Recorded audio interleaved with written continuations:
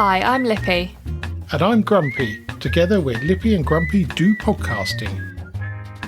In this episode, speed versus velocity, first aid course injury, A&E chaos, cat's eyes and cats on boats. Now, Lippy. Hello. It's just we've just done it again, haven't we? We have. Yes. I was very careful when I connected to Riverside that it was using the right microphone, and after 6 minutes I checked and it had the wrong one, so I don't know what's going on there. No, but I'm shocked. Well, you can hear the difference now. Yeah, well, hopefully I'll be able to pick it up straight away because... Well, let's hope so. The problem is, though, if you switch it, it's obvious, but if you come into it, it's just what it is. It's hard to remember the quality. I'm not the most observant of people. That's true. Do you know what? I'm just going to turn my lights on. Hang on. Alexa, turn the garden room on. Okay. Hey. Jolly good. Thrilling podcast stuff. Anyway, to carry on, well, actually to repeat what we've just done. Yeah, to start again. So last week we talked about the sign outside McDonald's in Guildford. Yes. And you picked up on the fact that it said open to.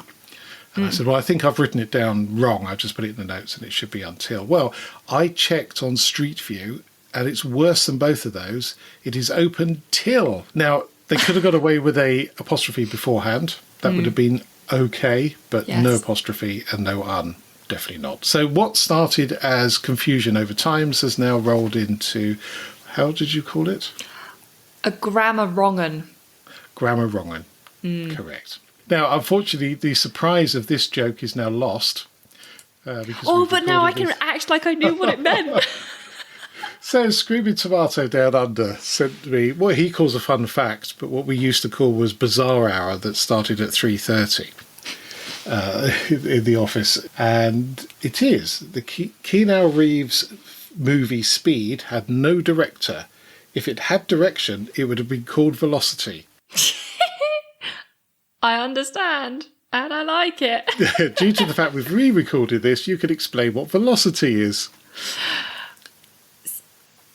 Or not. I think it was speed with direction is called Correct. velocity. Yeah, sorry. In my head, I was like, was it speed with or speed plus? No, it's sort of the same thing. Same. It's speed, yeah, speed with velocity. And the Screaming Tomatoes stepdaughter is getting married in December of this year. We send our congratulations. And they're tying the knot in the Q station in Sydney, which is where new migrants were quarantined for a while. Obviously, presumably not now. I don't know. Well, you don't know. Multi-venue it. And according to Screaming Tomato, it has great views, presumably across Sydney Harbour, which should be brilliant. So we wish you all the best with that. Yes. Now, sadly, we've lost 2 actors in the last week, 2 very well-known names. Angela Lansbury, who was very old indeed, and Robbie Coltrane, who really wasn't very old. No. And not only were they great actors, they were fantastic human beings as well. So Angela Lansbury apparently used to insist for Murder, She Wrote, which she must have recorded hundreds of those, all of them watched by wife of Grumpy's mother. Who was obsessed. Obsessed and really enjoyed them. She liked a good murder mystery. That one and the Doctor one. What, Doctor Who? No, the one, he's a doctor and his son is a policeman. Oh, yes, with Dick Van Dyke. Yes. Oh, yeah. Was it Analysis Murder? No, I don't recognise that. Anyway, moving on. And Angela Lansbury used to hire guest actors of the Golden Age that had aged out of the game because it allowed them to earn the union points they needed for insurance, pensions, etc., which is a truly lovely thing to do. Incredible thing to do, yes. Yeah. And one of the things that came out of Robbie Coltrane's passing is a lot of the young actors in Harry Potter have said how much of a father figure he was and helped them with acting. And some of those scenes, filmed at night in the middle of a forest must have been quite scary as a small child. And scary he was now as a full-on adult. Yeah, quite. Yeah, yes, exactly. So we all need a Hagrid in our lives every now and then. Yeah, we do. I found it. What's it called? Diagnosis Murder. Oh, that was close. It was really close. And that's why I was like, I think that was right, but then it wasn't quite right. But diagnosis murder. I remember Robbie Coltrane mostly for Cracker, which would have been about 30 years ago, probably before you were born. That we used to watch. Probably. Do you know how old your daughter is? Not really, no. I'm under 30. Well, 30 is sort of a general period in the 90s, really. I'm 4 years under 30, thank you. Yes, okay. And reducing by the minute. Cheers.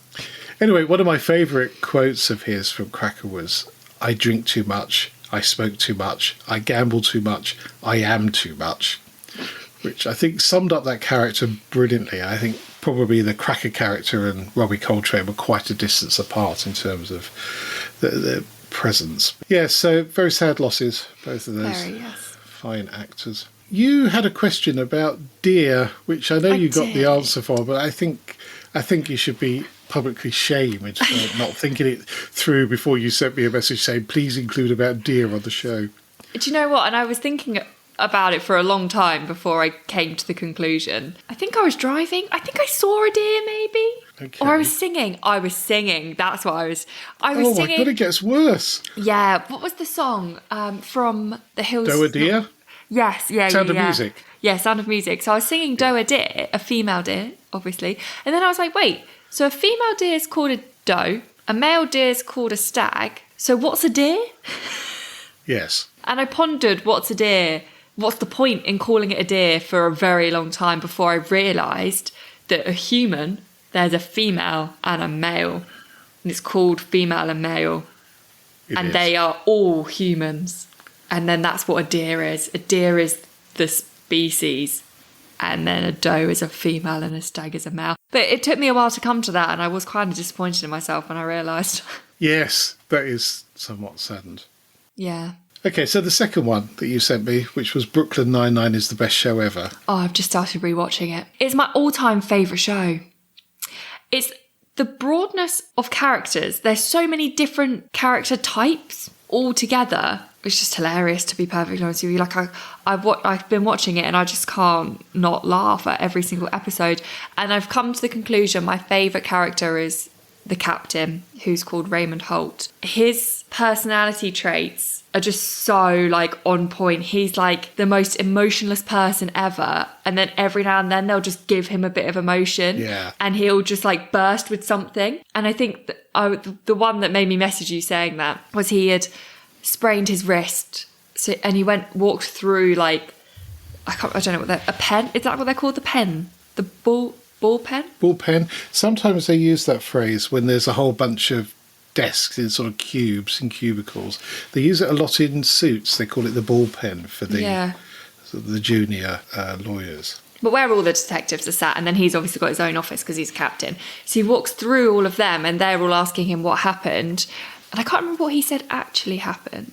Or if he didn't. It was very simple, whatever it was. And then he walked over to the main character, who's called Peralta, who's like a bit of a child joker character, very good at his job but can't take anything seriously, and said, do you want to know how I really sprained my wrist? And explained to him that he had done it at a hula hooping class with his husband, and he was showing him all the pictures of and telling him all of the moves that he had mastered.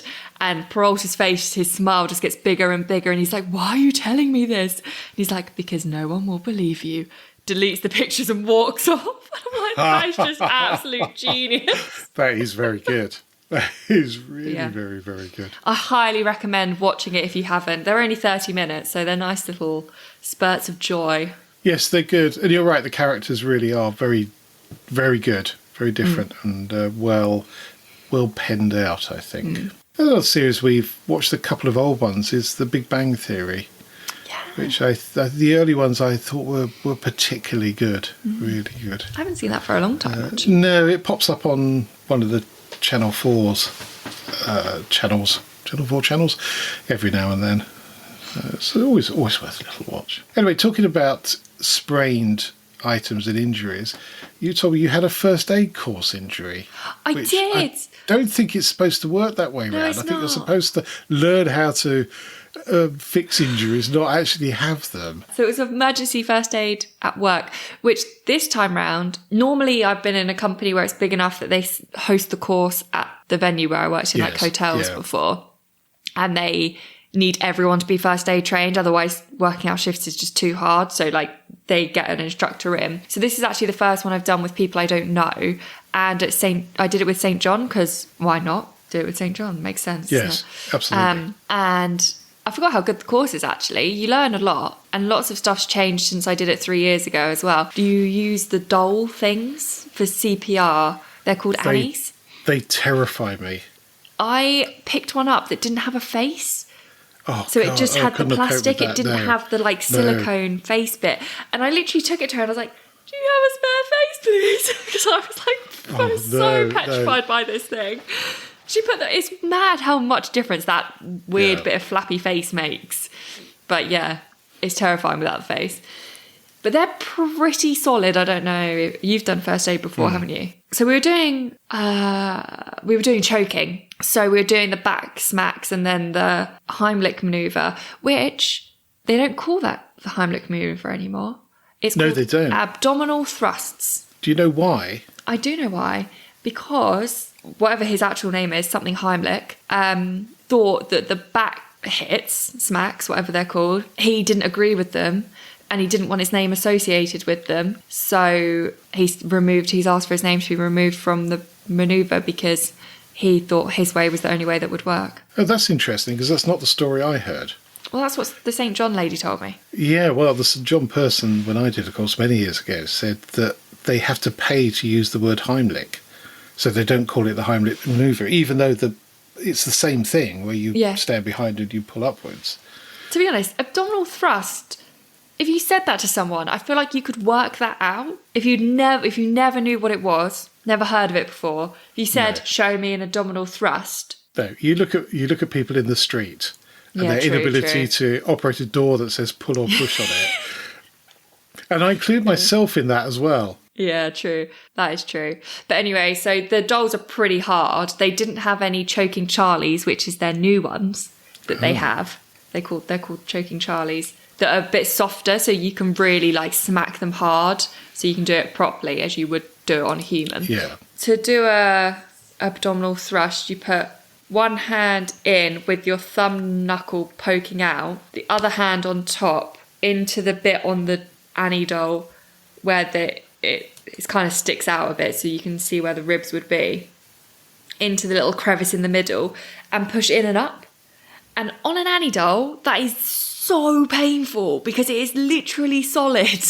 Yeah. And I came away with a bruise all down the side of my thumb where I was like doing it properly. I should have just not done it properly, but you got practice. Well, no, that's not the point. You need to do it. Yeah, exactly. Otherwise, there's no point in. Yeah, and the same when we started then doing CPR. So you put one hand over the other and interlock the fingers. And the hand underneath was literally getting crushed. I guess a bruise over saving someone's life. Well, yeah, absolutely. I'll take that any day. Twice. Yeah, absolutely. Now, when I was a very young lad at the Scouts, we used to have the Sussy Annies, as they were called. But they were full-length models, and they always came in a red or a blue tracksuit. And this is where my fear of them comes from. Yeah, that's creepy. At least these don't have arms and legs. But they were all sort of like foam and not very well connected. And they were just hideous. And when they first started putting defibrillators in the village, St. John, and we got a really good St. John, I don't know what you call base? It. Group, base in the village. And they came and did some free lessons in the village hall for whoever wanted to come. Yeah. And they got these things out. And I said to the lady from St. John, I said, do you know, I'm really terrified of these things from a child. And she just looked at me as if I was barking mad.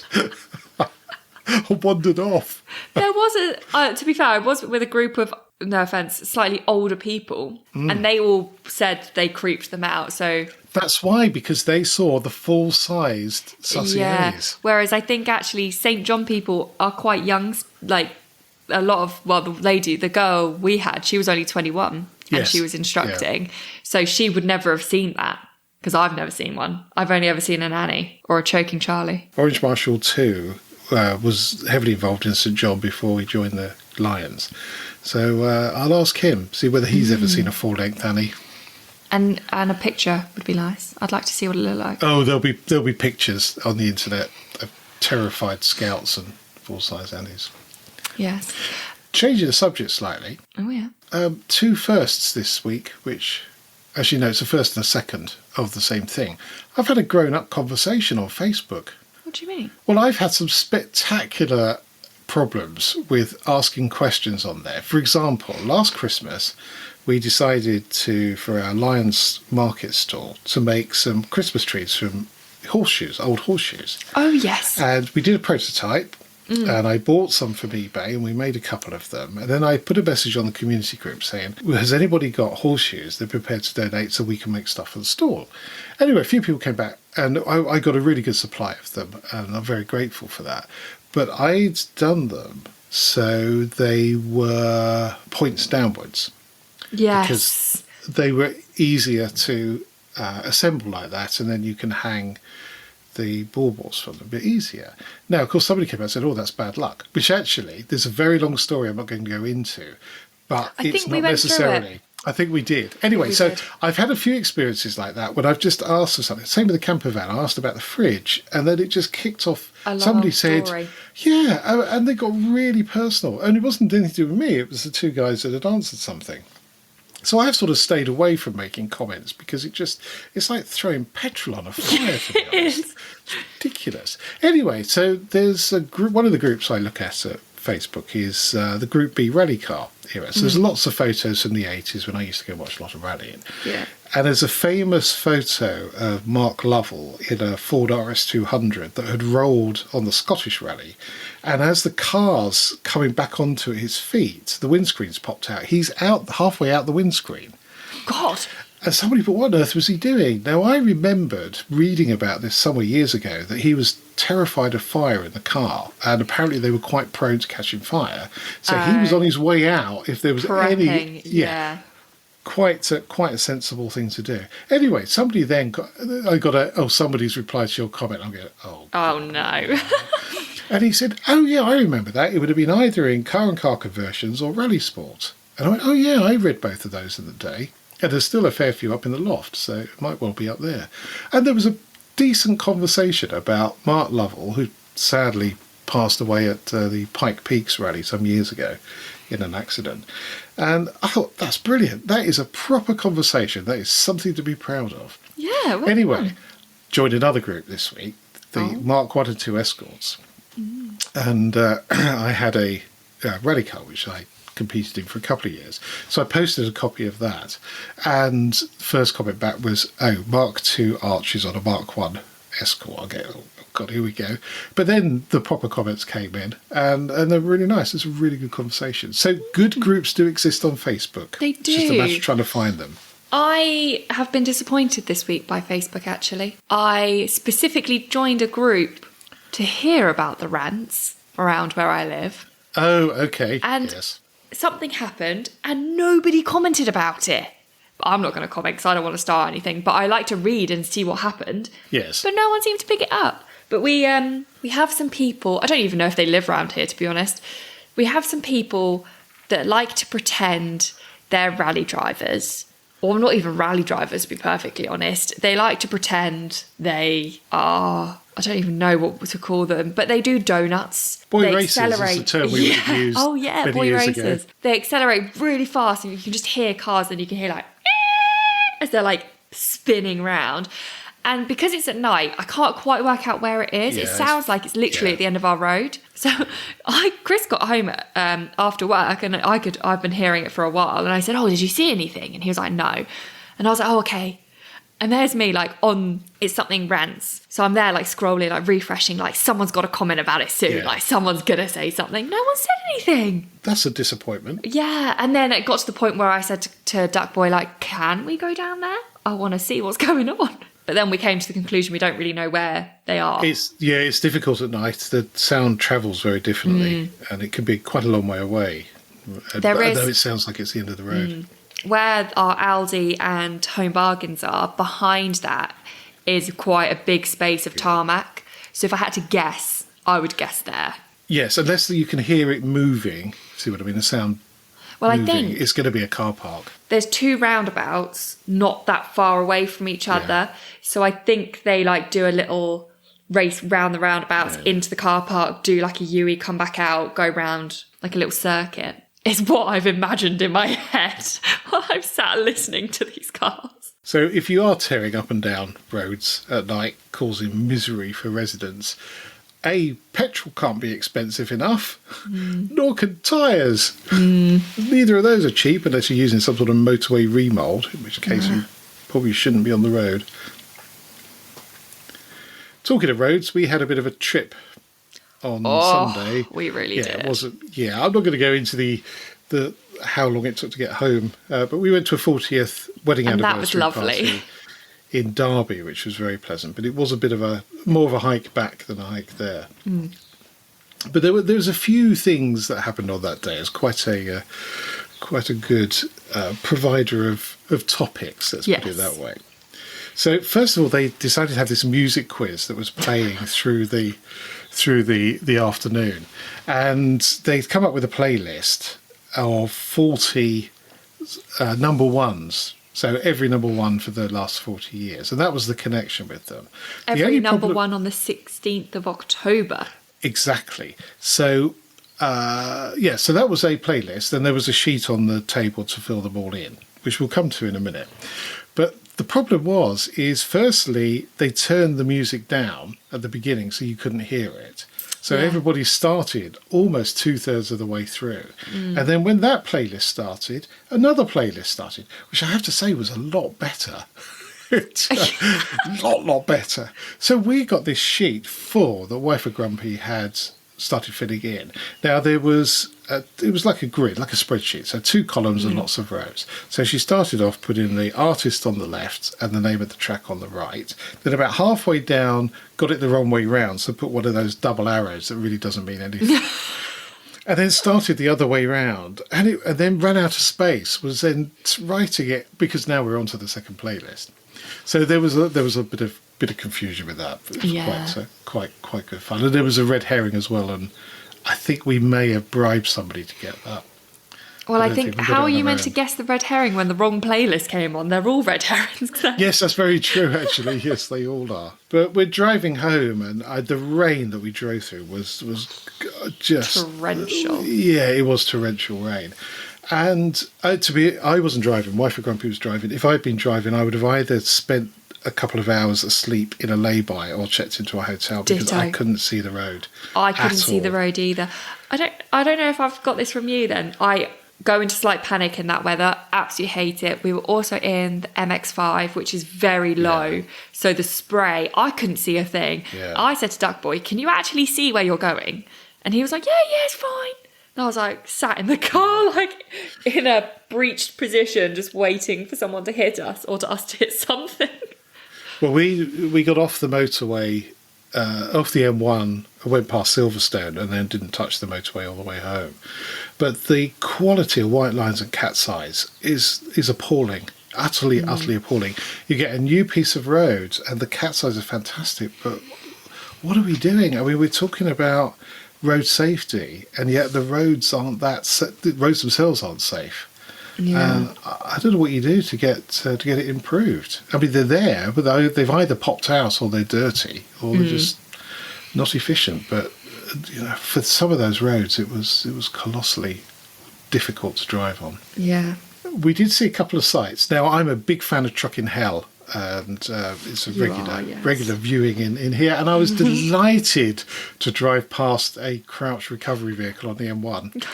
So much so, I videoed it and sent it to the Horse Whisperer, who is almost as big a fan as I am of it. So that was quite cool to see. But as we're driving up, we're witnessing the usual driving in the middle lane and blocking the whole motorway type tactics. And we come up behind this green, odd-looking car. And on the roof, it had, when you get a banner, you can buy a metal frame to put it in, and then you stand it up. So it had one of those as like a big bar of Toblerone on the roof of this car. And it's stuck in the middle lane, and you know, people are undertaking, and we drove past on the correct side of it. And I looked at the sign, and it says mindfulness and self-awareness courses. That's going to be the worst, the absolute worst he needs to advert for take that. one.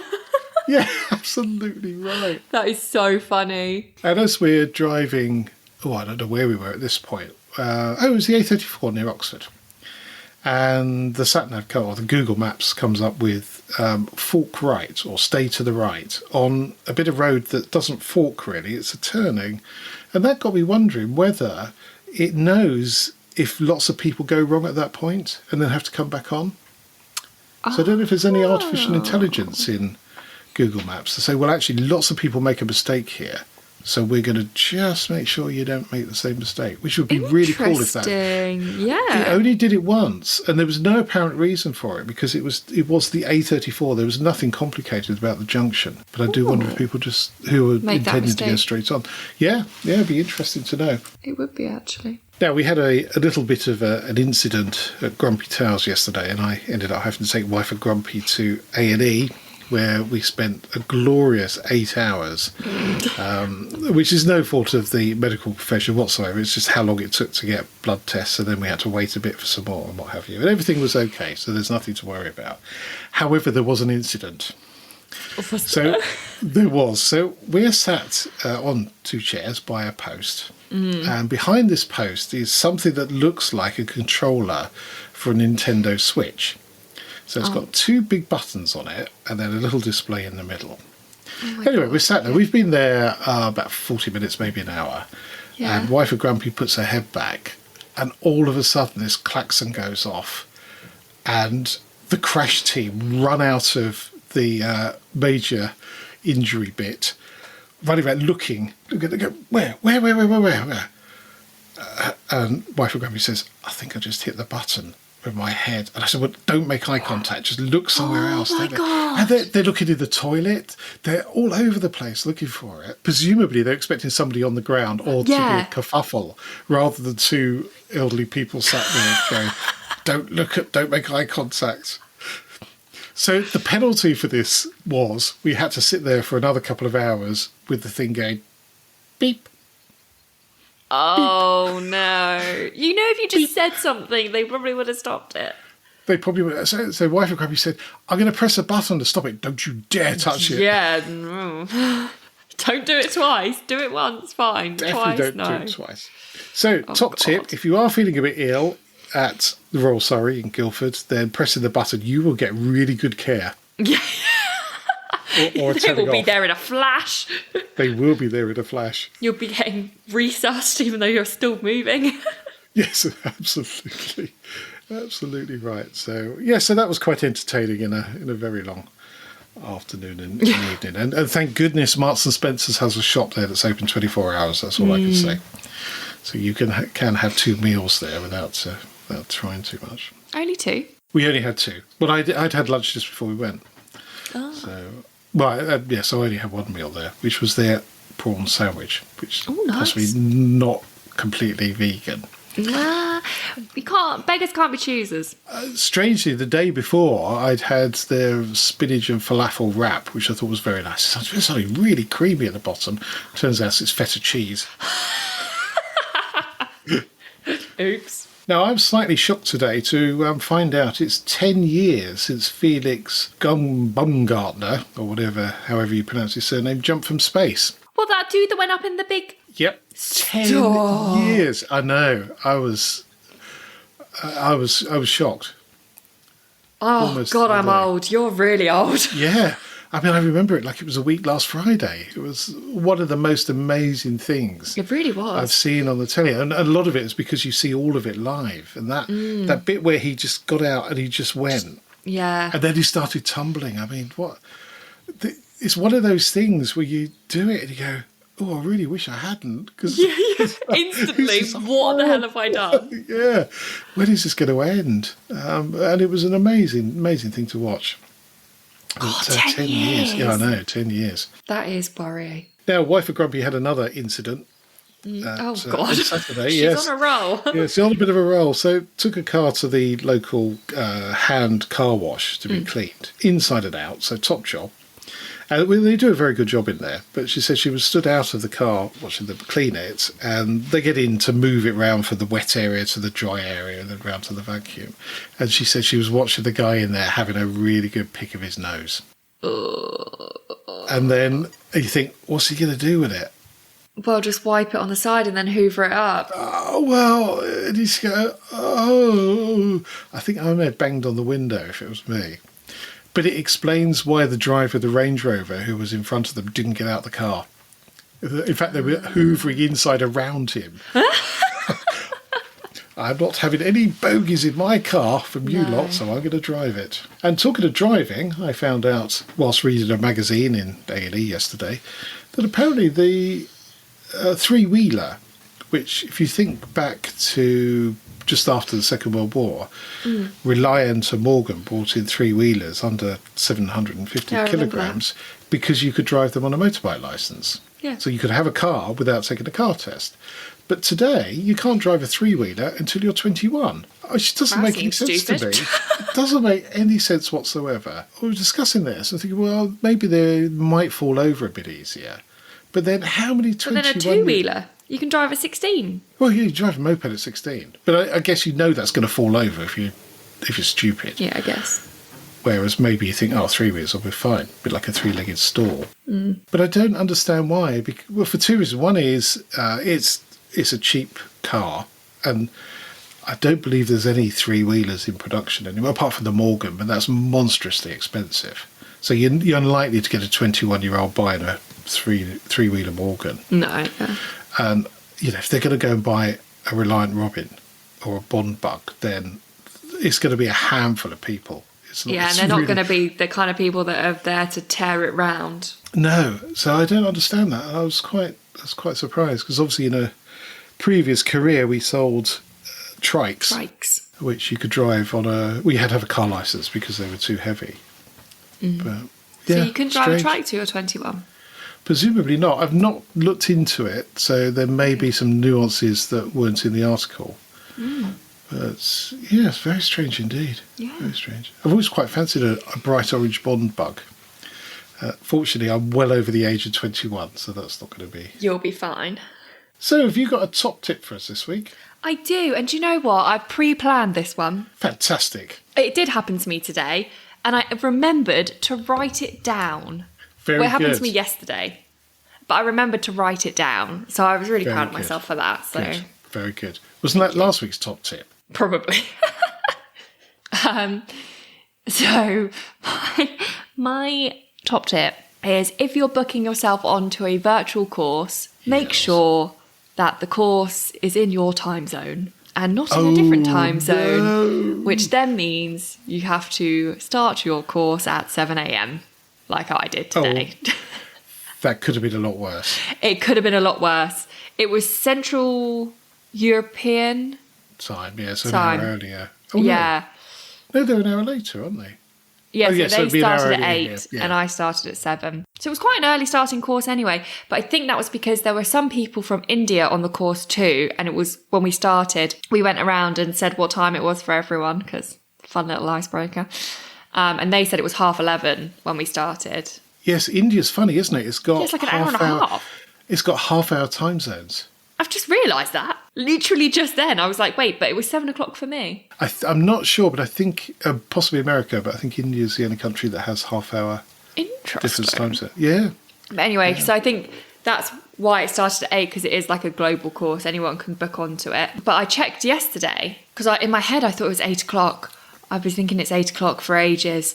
And then before I set my alarm, I was like, I'll just double check my course start time. And then I clicked on my diary, and thankfully the invite had gone automatically onto my diary and had adjusted for the time, and it was 7, and I was like, oh my God.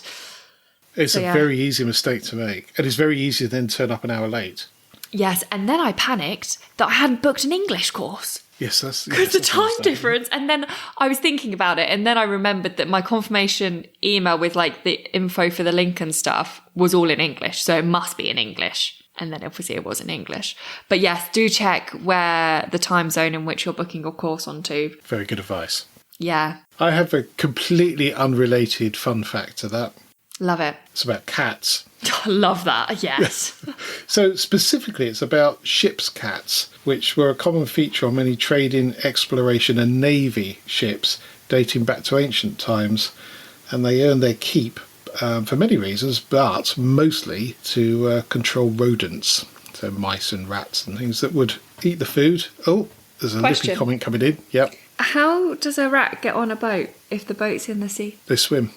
What? In the sea? Rats will swim. You're telling me there's a rat in the Atlantic Ocean that's going to get on a boat? Well, you've heard the term rats leaving a sinking ship. Well, they don't drown, they swim. So they leave one sinking ship. Well, they have gangplanks, don't they? There's all sorts of reasons why you get mice and rats on boats. I mean, if it wasn't the case, the cats would be unemployable. True. Anyway, to go back to my point, is that the crew often made them their own hammocks. Cute. Yeah, and there's a glorious picture here, which I'll post on the socials, of that is so cute. able-bodied cat gulpers, Chief Mouser. This was on the HMS Barfleur, a World War II British destroyer, but no cats on Royal Navy ships since 1975. They stopped them. Does that mean there are now rats on cruises? Because there's no cats on cruises. No, this is on Royal Navy boats. So there may well be a cat on your big expensive cruise, but I somewhat doubt it. I would like that. Imagine going on a cat cruise. That would be quite fun. It'd be horrible for the cat. Why do you say that? That cat looks very comfortable and quite happy. They'd just get used to it, wouldn't they? They wouldn't. They'd roam around. I suppose so. Yeah. It's like being an inside cat. I suppose so, but more wobbly. That's it for this podcast. Thank you so much for listening.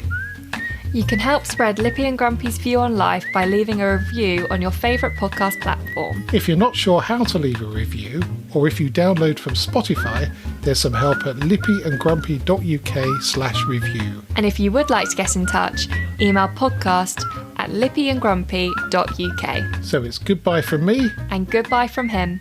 Goodbye. Goodbye.